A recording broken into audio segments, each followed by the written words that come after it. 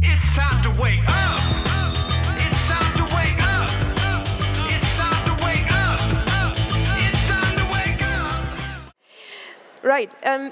Carbon capture and storage is quite a technical topic, so let me introduce this to the ones of you that are maybe not so familiar with it, and then we'll move into the discussion with this fantastic panel. So, carbon capture and storage offers quite some potential for CO2 reduction.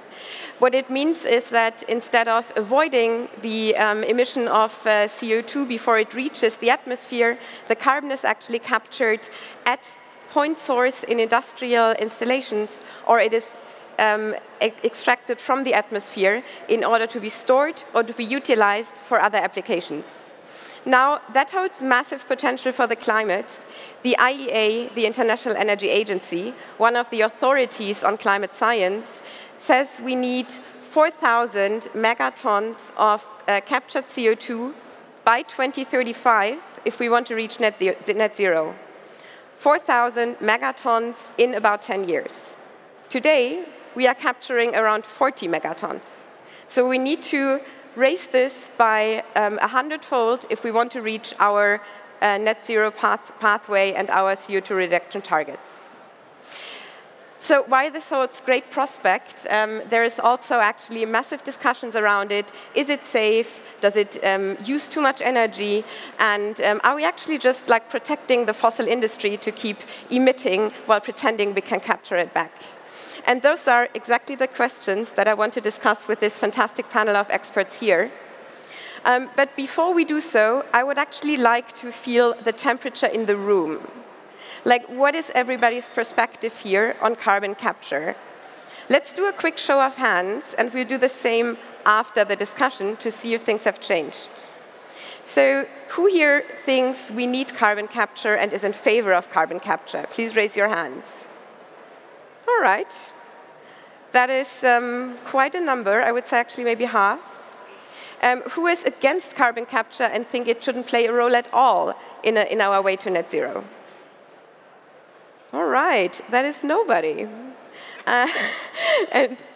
Sorry, we had one person here. Thank you for raising your hand. I think we will also have many arguments for you. And then who is like undecided, thinks it needs to be regulated, and is a little bit more on the medium side? Okay. So we did have a solid majority for yes. So let's see if that remains at the end of the session. But with this, let's move to our panel, and let's do a round of introductions here. Maybe Martin, starting with you, doing the round, your name, your background, and what you believe carbon capture is or should be for the climate. Thank you. Yeah, my name is Martin Kaiser. I'm with Greenpeace, and from my point of view, I believe that carbon capture is a fake fossil solution. My name is Claudia Kemfert. I'm the head of the Department Energy, Transportation and Environment at the German Institute of Economic Research and energy professor of energy economics and energy policy at Leuphana University. I believe that CCS, without an EU, carbon capture and storage, is a license to pollute. It just extends the lifetime of fossil fuel industry. However, I would like to distinguish between CCS and CCU, because CCU and the usage of CO2 might look different, but CCS with the storage is a license to pollute. Okay, thank you. My name is Georg Kobiela. I'm the policy lead for Bellona, Germany. Bellona is an NGO, climate and environmental NGO that actually is looking at the different aspects of carbon capture for already quite a while. And I would say, not all carbon capture is the same. There are some aspects where we urgently need it because we don't have other solutions, also in terms of timeliness. And even though we need to have a hierarchy of what we need to do, like avoiding the production of the CO2 in the first place as strongly as possible, we still need to not translate this and just do the one thing and do the other thing 20 years later where we don't have it. I also say that At a lot of places, the carbon capture and utilization is actually the problematic beast because of the energy consumption of it, and it's actually more of the Trojan horse for a lot of the transport and heating things to actually do nothing, while on the other hand, some specific applications of CCS are the things we need to do, while for other of these things we really strongly have to keep the door closed in this. Okay. Achim. Yes. Hello, I'm Achim Wambach. I'm president of ZDW. That's a research institute in Mannheim. And I'm strongly in favor of doing more research and understand carbon capture and storage and usage better. And the main reason is that I think our goal in climate policy is not just to have our own emission, being run down, but the overarching goal is worldwide emission. And there's so many uncertainties around carbon capture and storage, but I think we have to provide the answers. We have to use it, we have to test it out, we have to understand better what works, what doesn't work. We have to find markets around carbon capture, storage and usage. And with that development, we can help other countries to use it as well, rather than running into all those uncertainties. So I think here we have to be at the forefront, because that's, I think, what we can provide in Europe, in the United States, in the kind of, with our researchers, with our scientists, with the technologies we have, and that's a big advantage which we can provide for the world. Okay. Achim, let's maybe stay with you and look at the scientific sides of carbon capture and storage. Can you maybe expand on the argument why we absolutely need it, in your opinion, to get to net zero, and why aren't there better alternatives for it? So, actually, as a kind of competition economist, we are agnostic. What are the instruments? What are the technologies we are using? The question is, do we have the right markets for them? Do we price them correctly? And there are many unanswered questions. So you have seen outside, there are technologies how to get forests better and to earn your money in agriculture. But how do you earn your money? What can you do with it? And in the end, I would say, if it turns out that these are the better technologies, that they are cheaper, then we should do it. And it's amazing how strong innovation influences those markets. I think if we would have spoken about it 10 years ago, we would have had a different discussion, because there's so much going on in those markets. And so that's why I believe in the long run it will be cost effective and we should do it. And in some cases we can't do without it. There's some industries which will produce carbon in any case, so we have to capture it and use it or store it, so there is no alternative. Okay. Let's maybe stay on the technical side for a little bit longer. I think some of you mentioned the difference between carbon capture and storage and carbon capture and utilization. Let's maybe double-click on this difference. I think, Georg, you mentioned that you see advantages in some applications and not in others. Can you expand on this point? Right. So on the one side, there are some industries where we will not be able to avoid CO2 creation. And there we better capture it instead of keeping it in the atmosphere. That's the worst place to have it. And so this is mainly as the most prominent case, but there are also some others. That's the cement and the lime industry, and that's waste incineration mainly. Not all applications there we still need to work hard to reduce the amount of CO2 being produced, for sure. So it's not just put it everywhere. It's still do the other things as well. I mean, we could go through various other industries. Of course, there's no reason to put CCS on a coal power plant. Okay. Of course not. There are better alternatives. They're called renewables. It's grids and it's energy storage in between. So we have to differentiate between these things. A lot of this differentiation needs to take place, via some regulation, but also via where do we make stuff more expensive and where do we provide which incentives about it. The other part is about what do we do with the CO2. Yes, there will be world regions where there is both CO2 point sources which we could capture, and there is sufficient energy to do something with it. CO2 itself is a dead molecule. You need a lot of energy to do something with it. Here within Central Europe, for the next 20, 30 or 40 years, we probably won't have that much additional energy to create that large amount of green hydrogen plus the energy to do large-scale CCU. That will be a problem.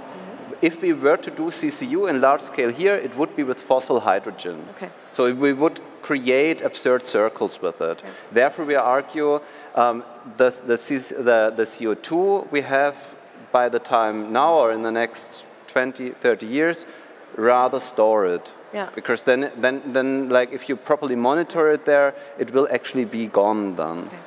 Okay, we'll come back to the energy argument a little bit later. Let's stay on the CO2 storage side for now. Claudia, I think there's lots of discussions about the risks of carbon storage. Can you explain those discussions and what's your perspective on this? Yeah, we have to take into account that there are risks related to, especially to storage, because we are looking at the existing projects where we use CCS, that is primarily in the oil drilling area where we drill oil and sequester CO2 in the underground, especially in Norway is doing it in the deep sea. And here we have, on the one hand, ecological risks because we don't know whether it keeps in the ground or whether it pops up again or there's leakage of it, and then it might also impact the biodiversity area in the deep sea, for example. And the other risks are also related to the societal risks, because we need to get acceptance for a certain technology.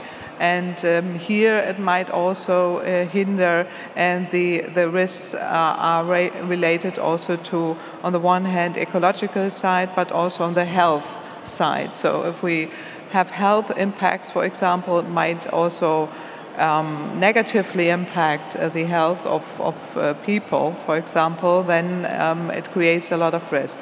The third risk I would also like to mention is the economic risk, because we see the projects are really expensive. You need huge CO2 prices to get it economically efficient. At least, I mean, there are several studies, and Achim is right, we need to do research on it because we need to get more information about the economic risk. But you need huge CO2 prices for it right now. Looking at the recent studies, we need at least 120 euro per ton of CO2 or even higher. It shows that 350 ton of CO2, some projects need that high price. So there are also economic risks for it. And this is why I think CCS is the last option we should have. The first options, we have so many more to reduce emissions by using renewables, as you say, by energy saving, but all the different kind of options, and CCS is the last one in a row of doing it, and this is why it more hinders the process, and we should really focus on emission reduction first with different options than CCS. Martin, I think Greenpeace is probably one of the most vocal advocates that speaks out against the widespread adoption of CCUS. Would you buy into Claudia's arguments, or what are your perspectives and your arguments against it? I mean, first of all, I think we are in the middle of a climate crisis. I don't know whether you've heard, I think we have forest fires in Canada already in May. We have the floods in Brazil. We had the big floods in the Ahrtal in Germany only 3 years ago. And we have the hottest year ever. This is a climate emergency. And the answer of a climate emergency cannot be a technology which might apply in 30, 40 years in a way that it's really, when it really matters. I think in a climate emergency, we expect the oil and gas industry to invest its revenues into renewable energies. But what is happening? I think they use the argument of CCS as a prolongment of the oil and gas business. They invest in new oil drilling, in new gas drilling. And that is happening right now. And we cannot understand that a technology which is high too costly plays such a role in a debate, even in Germany, with a green minister who is arguing in his strategy that it should and could apply even for the electricity sector. Where are we in the climate emergency? I think we need to become serious and drive the investments into the low cost and explored technologies like renewable energy and not waste energy and time and money for a technology which is not more than a promise. I think despite having many proponents earlier, I think many people very much feel with this statement. Yeah, I'm working on it. So you see no role whatsoever for CCUS also down the road, because I think, like looking at this in a more nuanced way, which is I think we've heard a very balanced argument in this round. It's not about not doing renewables. We need renewables. That's beyond the question. But it's what do we do with the emissions in cement, maybe partially in steel, for which we do not know another technologically viable route to prevent those. What's your argument there? I mean, as I said, in the electricity sector, we don't need it at all. I think there should be no doubt about that.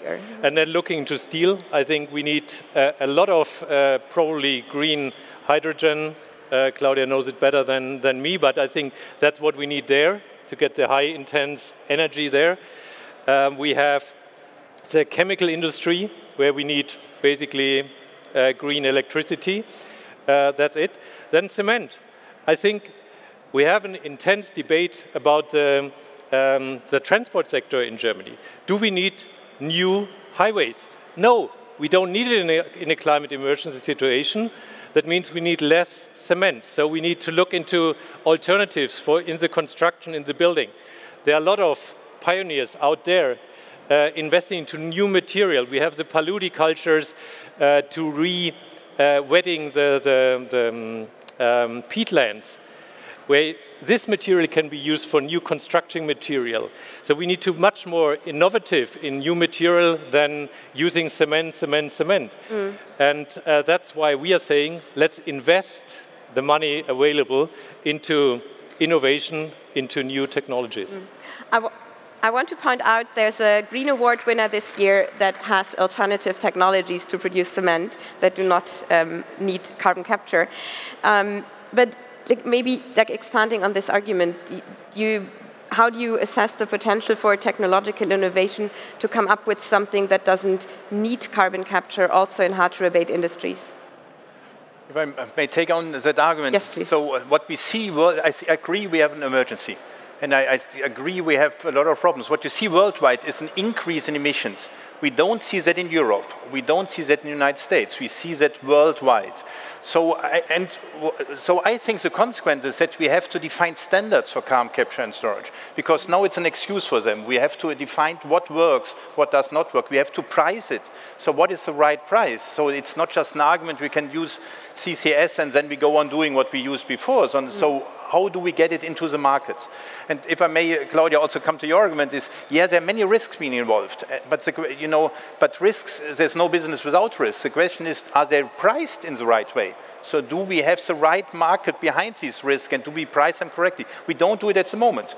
At the moment, the risks are not in the market, and so I agree there might be too many risks at the moment. But I think that would be the right discussion to have, is because there is no way that we get our emission goals without any risks there, but do we get them, at the right price, and do people who take them into account also bear the burden of those risks? And so that's the debate we have to lead. But coming back to you, Martin, I think to get the worldwide solution, it's not being done sufficient to say they should not use it. They will use it anyway, and so we have to define the standard. I think that's what our task is in that global game we are playing. Well, I would agree that we need to look at the risks and also do research on the risks. But we have so many technologies where the risks are lower, and that's the point here, that we have to face on the one hand the risks and identify the risks and go with those technologies first with lower risks and lower costs. However, you have to start a certain technology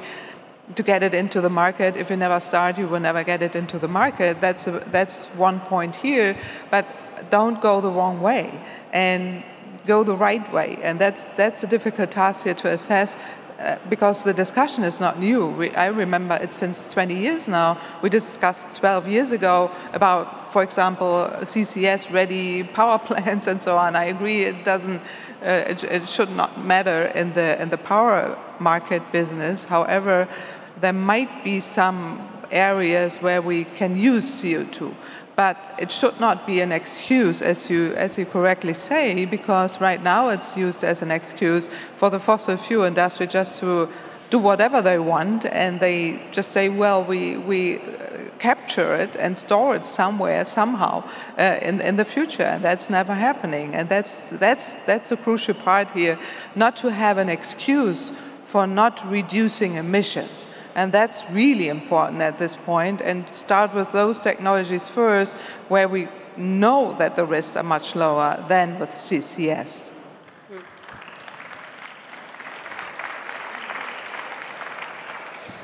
But then how would you rate the current political environment with this, under this premise? I mean, making sure we prioritize what works also in the short term, but perhaps, if this is globally what we need, also making sure that this technology can develop and can be adopted and can improve so that it is fit for the future. Like, is anybody doing this well? Are we really far from this? How do you assess the political landscape and regulatory landscape here?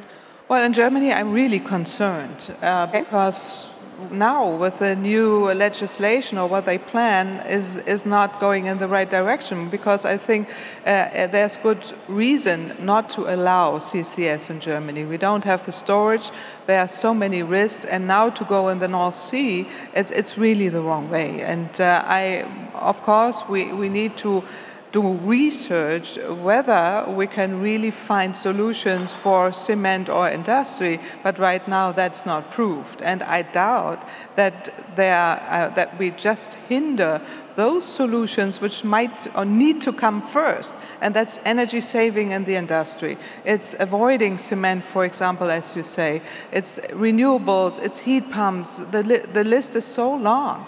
And we just discussed about the solutions which are fossil-based. And that's the danger here, that we go in the wrong direction, just discuss about fossil-based solutions and not about the right solutions, which are renewables, energy saving, and all the rest. So I'm really concerned about the current legislation that is planned in Germany.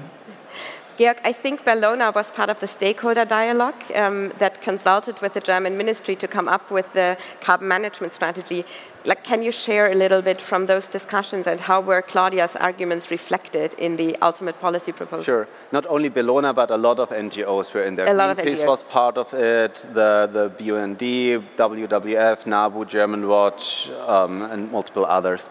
I think a lot of these concerns were looked at in there, and there's a clear targeting of focusing on the unavoidable process emissions as the main part, which you can't avoid by using renewables.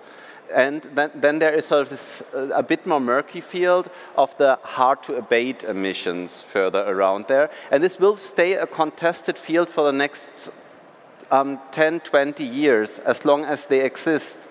And especially because of this, we don't have so much time thing. We mustn't wait for technologies that might now have a technology readiness level that's just in a lab scale, and we might or might not see them in 20, 30, or 40 years. Mm-hmm. The stuff we know that works, we actually need to apply in there, and that's something that was picked up there.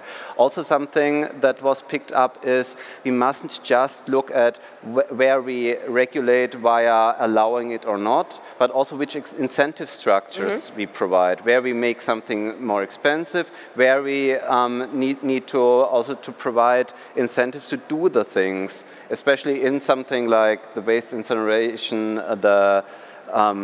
where, by the way, to do more incineration might rather be to combine it into a heat network than to do CCS on it. But also on various other industry parts in there. And especially because, yes, it's an additional operational cost you throw on it. It would make a power plant much more expensive. So a gas power plant with CCS would have additional operational costs overall of maybe 100 to 200 tons per CO2 more than it has now. So it's highly unlikely that just by not forbidding it, it would ever happen here. The part, even in the system we are aiming on now, it's the renewables will always sort of have the upper hand in there, wherever they are available. And to push for this is the essential part. And that's also the understanding, the agreement in that strategy, how it's set up so far. Martin, is that not an economic argument that Greenpeace can reason with? I mean, if carbon capture is so expensive, and let's say we have a carbon price at 100 euros per ton, CCS is even a little bit more, it won't happen anyway, no? Or shouldn't the market solve this problem by just pricing carbon correctly and then choosing the best technology, which in your perspective, and if we look at the costs, would be renewables? Yeah, if we were in a situation where really market rules apply, I agree with you. But we are not in a political sphere where the market only basically determines the outcome.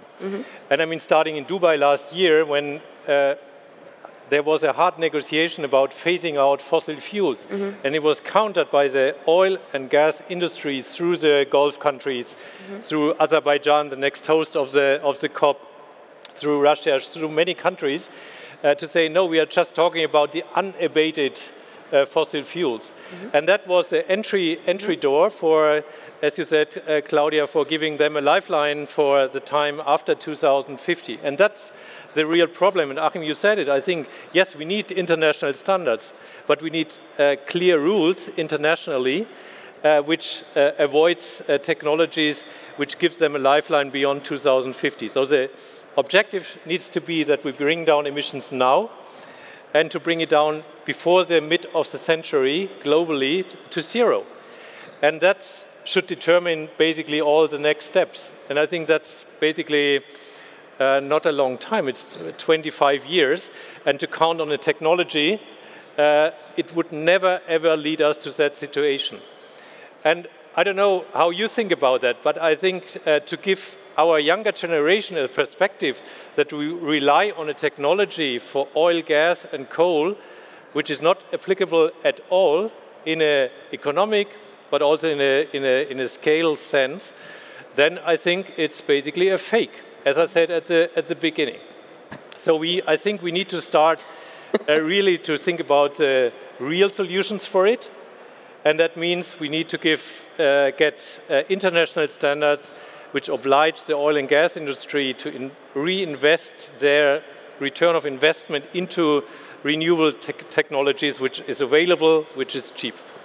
Yeah, and I would like to add. I would like to agree, and also to add one point. What we really need to get clear is what is meant by unavoidable emissions, because we don't know that, and we need research for it. So some think that unavoidable emissions are coming from the power sector, which is completely nonsense. But some think it comes from the agriculture sector, maybe, yes, and definitely not also from the industry sector. So we really need standards, not only technological standards, but we really need a definition of what are unavoidable emissions, because right now it's completely unknown.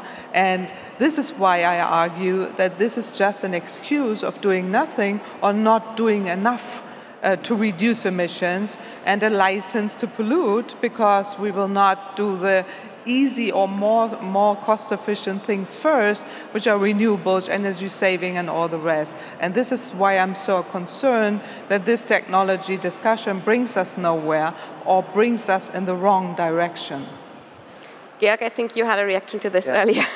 Actually, we did a study last year we published together with E3G about what are hard to abate, what are unavoidable process emissions and so on, a multi-criterial thing through a lot of technologies. I invite you to have a look through it and provide your critique about this, because this would be a helpful update for it. So to go through those things. It's good to have.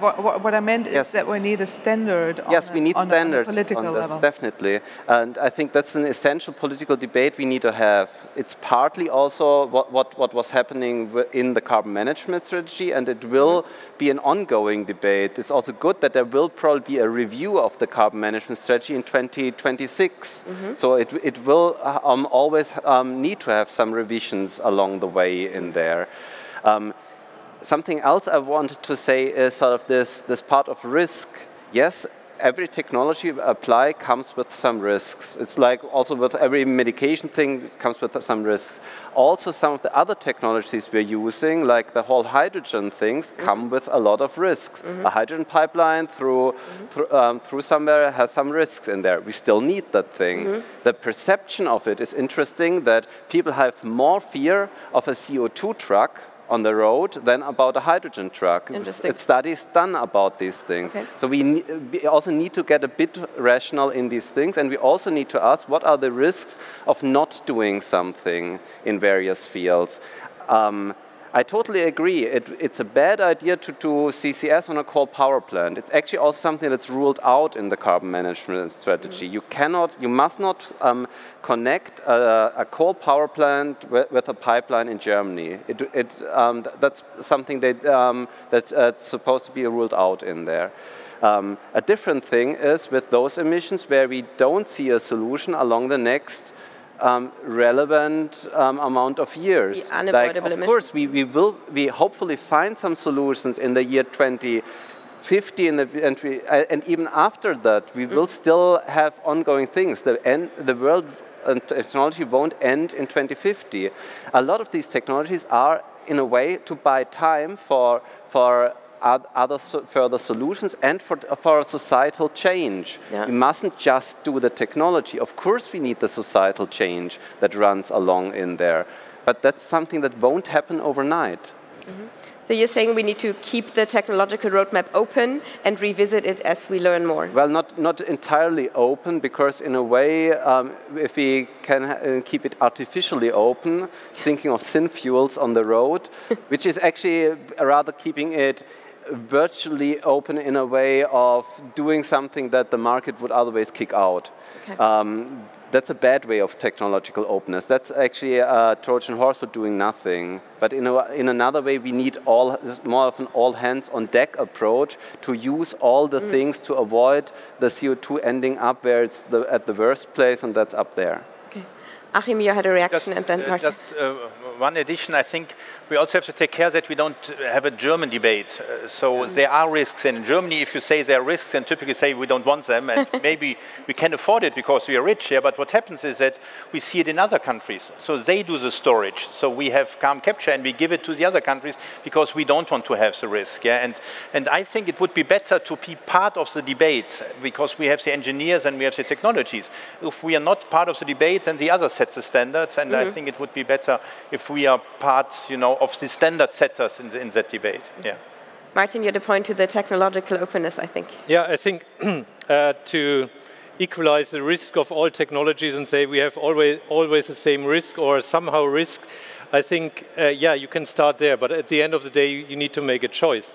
And I think to export CO2 to another country, because it's too dangerous to have a debate in our country. I think this is cynical, isn't it? I agree. I think to dump it into the sea, in the oceans, where we have fundamental ecological problems of our survival, is that a solution we want to promote? I don't think so. So I think we need to talk about the other risk for our society. The government is planning 3,600 kilometers pipeline for CO2 to be exported to other countries. And that in a time where we have to convince people to install solar and wind in the countryside. We have to convince them that we build grids from the north to the south to transport the green electricity.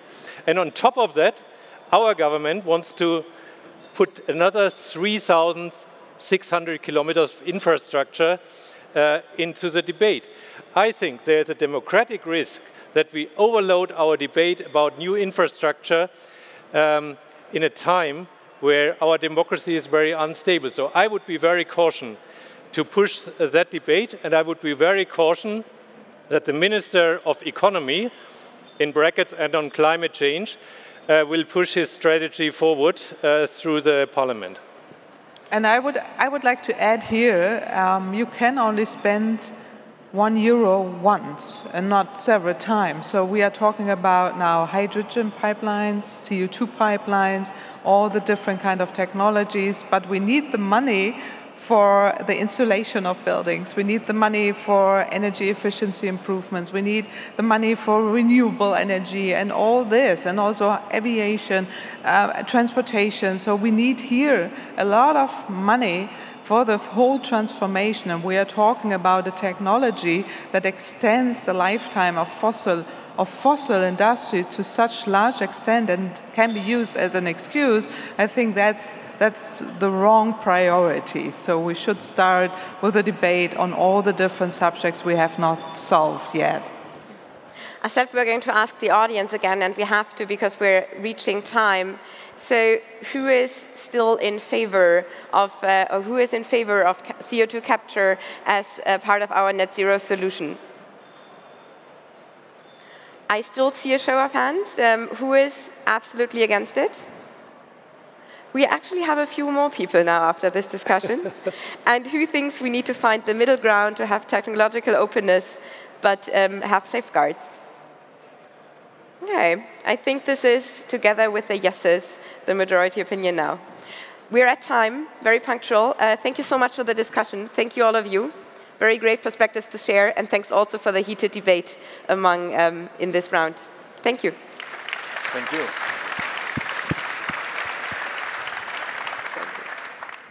It's time to wake up.